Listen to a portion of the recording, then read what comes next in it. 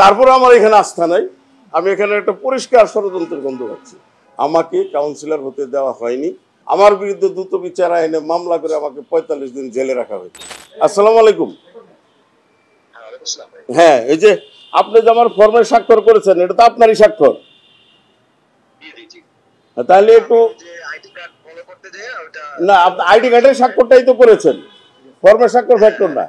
স্বাক্ষর আপনার নিজের হলে, আপনার যদি স্বাক্ষর নিজের হয় তাহলে ঠিক আছে, স্বাক্ষরটা তো আপনি করেছেন। ওকে, তাহলে আর প্রবলেম না। আপনি একটু কালকে কষ্ট করে আসতে হবে, আমি বলবো কখন আসবেন। আমি জামালপুর জেলা ক্রীড়া সংস্থার কাউন্সিলর হিসেবে এই নির্বাচনে অংশগ্রহণ করেছি। ইতিপূর্বেও বিগত ফ্যাসিস্ট সরকারের সময় আমাকে কাউন্সিলর হতে দেওয়া হয়নি। বাংলাদেশ কেন, সারা ওয়ার্ল্ডের আমি একমাত্র ব্যতিক্রম। 2017 সালের কাউন্সিলর ফর্ম নিয়ে আমার বিরুদ্ধে দ্রুত বিচার আইনে মামলা করে আমাকে ৪৫ দিন জেলে রাখা হয়েছিল।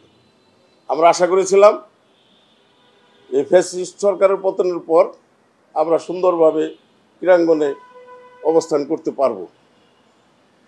আমার ক্রীড়াঙ্গনের ইতিহাস ৪২ বছরের ইতিহাস। আমার ধ্যান জ্ঞান স্পোর্টস।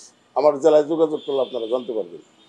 2008 থেকে 12 সাল পর্যন্ত ক্রিকেট বোর্ডের ডাইরেক্টর ছিলাম এবং ওমেন্স কমিটির চেয়ারম্যান ছিলাম। আমার সময় ওমেন্স কমিটি ওয়ানডে স্ট্যাটাস পেয়েছে, টি20 স্ট্যাটাস পেয়েছে এবং মহিলা ক্রিকেটকে এই ক্লাব পর্যায়ে খেলা বলেন, জেলা পর্যায়ে খেলা আমি একটা রূপ দিয়ে গিয়েছিলাম। তারপর দুঃখের বিষয় আর হতে পারেনি। এবার পরিবর্তন পরিস্থিতি হওয়ার পরও আমি এখানে ষড়যন্ত্রের গন্ধ পাচ্ছি। আজকে আমার মনোনয়নপত্রটি যদিও বাতিল করতে পারে না, তারা নোটিশ বোর্ডে বাতিল রেখে কারণ উল্লেখ করেছেন সমর্থনকারী স্বাক্ষর জটিলতা।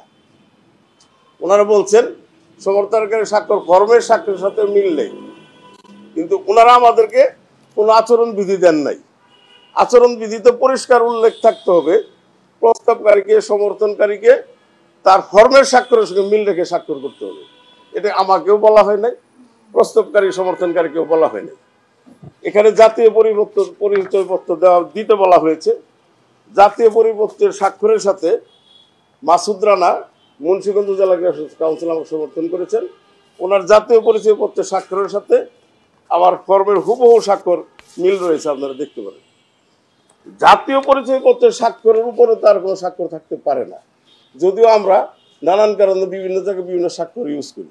ব্যাংকে এক স্বাক্ষর ইউজ করি, হাজিরা খাতে এক স্বাক্ষর ইউজ করি, বা অন্য কোনো কারণে স্বাক্ষর বাই নেমে আমরা দিতে পারি। এখন আমি ওনাদের কাছে জানতে চাইছি, ওনারা বলছেন যদি সমর্থনকারী এসে বলে যে স্বাক্ষর ঠিক আছে আমার, তাহলে আপনার মনোনয়নপত্রটি বৈধ হিসেবে বিবেচিত হবে।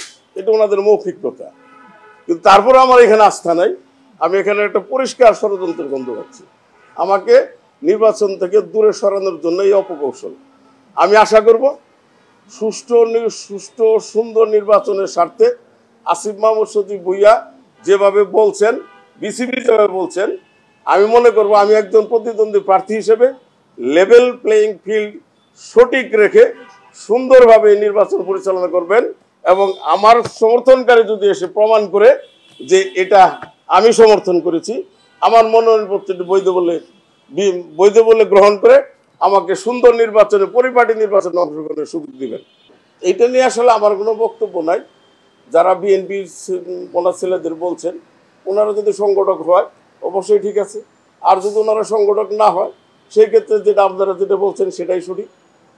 আমার মনে হয় এরকম কিছু নাই। আর যারা সমঝোতা করছেন, আমাদের তো ডেকে সমঝোতা করেননি। আমরা ক্যাটাগরি 1 থেকে নির্বাচন করছি। আপনারা জানেন ক্যাটাগরি 1 আলাদা, ক্যাটাগরি 2 আলাদা, 3 আলাদা।